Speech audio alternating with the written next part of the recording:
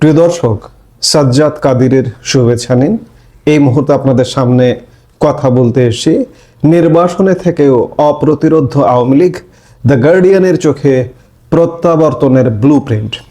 দর্শক, আজ থেকে প্রায় 1.5 বছর আগে বাংলাদেশের আকাশ বাতাস কাঁপিয়ে যখন বিপ্লবের নামে বাংলাদেশের রাজনীতিতে একটি ষড়যন্ত্রের ঘটনা ঘটে গেল, অনেকেই ভেবেছিলেন শেখ হাসিনা এবং তার দলের সূর্য চিরতরে অস্তমিত।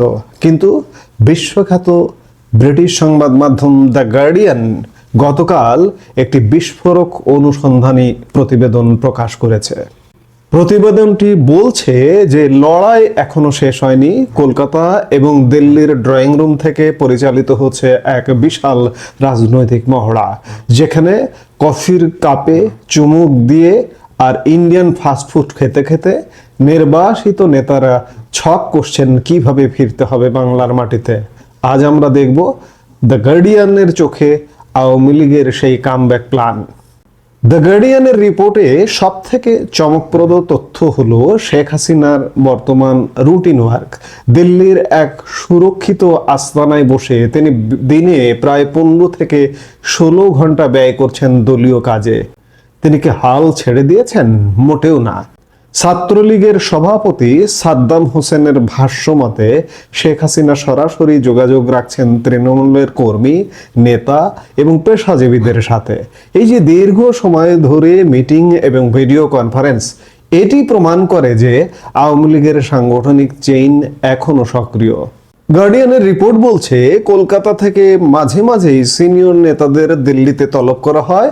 উদ্দেশ্য একটাই, আসন্ন পরিস্থিতি মোকাবেলায় দলকে প্রস্তুত রাখা। তারা বিশ্বাস করেন শেখ হাসিনা ফিরবেন এক হিরো হিসেবে। আর কটা দিন পরেই বাংলাদেশের নির্বাচন, কিন্তু সেখানে আওয়ামী লীগ নিষিদ্ধ। দ্য গার্ডিয়ানের কাছে সাবেক মন্ত্রী জাহাঙ্গীর কবির নানক এই নির্বাচনকে প্রহসন বা শাম বলে অভিহিত করেছেন।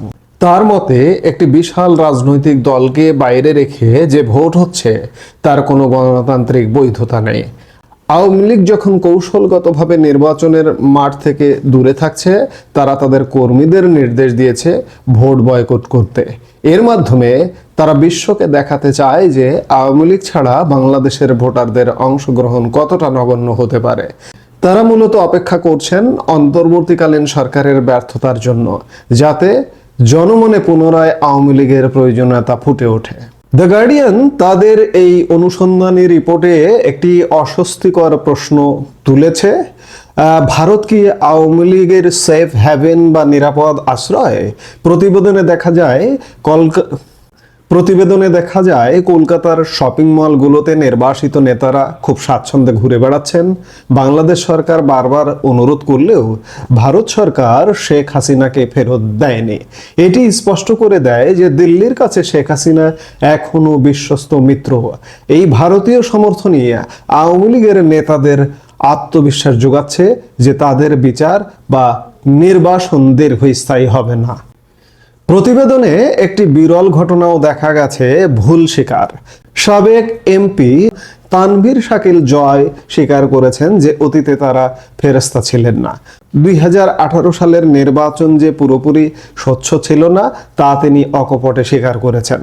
পাশাপাশি দুর্নীতি ও অর্থ পাচারের অভিযোগগুলোকেও তিনি উড়িয়ে না দিয়ে বরং অনিয়ম হিসেবে মেনে নিয়েছেন। এটি একটি বড় রাজনৈতিক চাল। আওয়ামী লীগ এখন চেষ্টা করছে নিজেদের ভুলগুলো স্বীকার করে জনগণের কাছে একটি রিফর্ম বা সংস্কারকৃত দল হিসেবে উপস্থাপন করতে। তারা এখন মানবাধিকার, বাক স্বাধীনতা এবং বিচার বিভাগের স্বাধীনতার কথা বলছে, যেগুলো একসময় তাদের শাসনের বিরুদ্ধে তোলা অভিযোগ ছিল। দ্য গার্ডিয়ান বলছে ডক্টর ইউনূসের অন্তর্বর্তীকালীন সরকারও এখন কঠিন সমালোচনার মুখে। মব ভায়োলেন্স, সাংবাদিকদের উপর হামলা এবং আইন শৃঙ্খলা পরিস্থিতির অবনতি আওয়ামী লীগকে সুযোগ করে দিচ্ছে। দলটির নেতারা মনে করছেন পরিস্থিতি যত খারাপ হবে মানুষ তত বেশি তাদের আমলের স্থিতিশীলতার কথা মনে করবে। তাদের পুরো কামব্যাক প্ল্যান দাঁড়িয়ে আছে বর্তমান সরকারের সম্ভাব্য ব্যর্থতার ওপর। তারা বিশ্বাস করেন অন্ধকার দিন খুব দ্রুতই কেটে যাবে।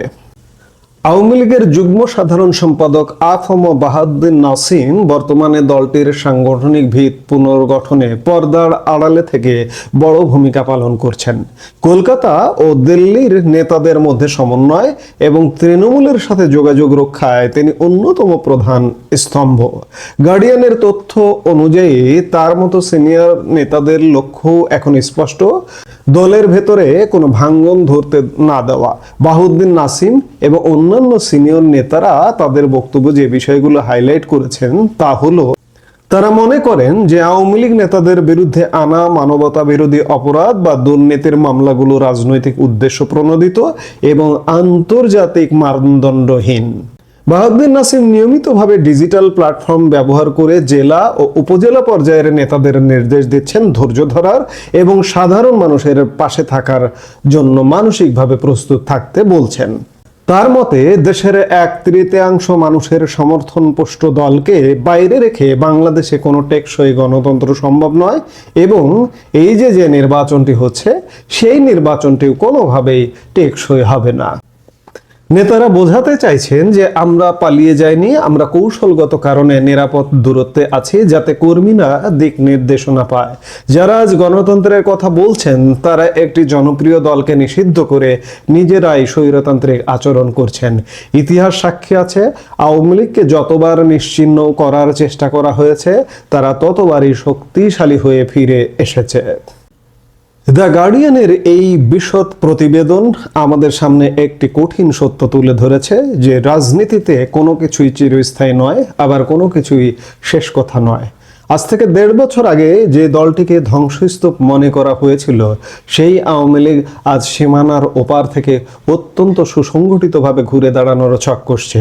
একদিকে শেখ হাসিনার 16 ঘন্টা বিরামহীন কর্মযজ্ঞ, অন্যদিকে বাহাউদ্দিন নাসিম, জাহাঙ্গীর কবির নানক বা সাদ্দাম হোসেনদের মতো নেতাদের হার নামানো মানসিকতা। সব মিলিয়ে আওয়ামী লীগ একটি বার্তায় দিতে চায়, আমরা ফুরিয়ে যাইনি। তবে প্রশ্নটা থেকেই যায়, ক্ষমতার গত 15 বছরে যে ক্ষোভ মানুষের মনে দানা বেঁধেছিল, যে কর্তৃত্ববাদী আচরণের কথা খোদ দলের নেতারাই আজ স্বীকার করছেন, মানুষ কি তা এত দ্রুত ভুলে যাবে? নাকি বর্তমানের অস্থিরতা আর অনিশ্চয়তা মানুষকে আবারও সেই চেনা পুরনো নেতৃত্বের দিকে ঠেলে দেবে? ইতিহাসের চাকা কি আবারও উল্টো দিকে ঘুরবে? শেখ হাসিনা কি সত্যিই বীরের বেশে ফিরে আসতে পারবেন, নাকি এই কামব্যাক প্ল্যান কেবলই নির্বাসিত নেতাদের টিকে থাকার শেষ চেষ্টা? আগামী 12 ফেব্রুয়ারি নির্বাচন এবং পরবর্তী রাজনৈতিক প্রেক্ষাপটই হবে এই প্রশ্নের চূড়ান্ত আদালত। রাজনীতির এই খেলায় শেষ পর্যন্ত কার জয় হয়, জনগণ নাকি কৌশল? তা জানতে আমাদের নজর রাখতে হবে আগামী দিনগুলোতে। এই মুহূর্তে এ পর্যন্তই। সবাই ভালো থাকুন, সুস্থ থাকুন। আমাদের ভিডিওগুলো নিয়মিত পেতে সাবস্ক্রাইব করুন Sajjad Kadir and the legends YouTube channel এবং লাইক, কমেন্ট, শেয়ার করে সাথে থাকুন।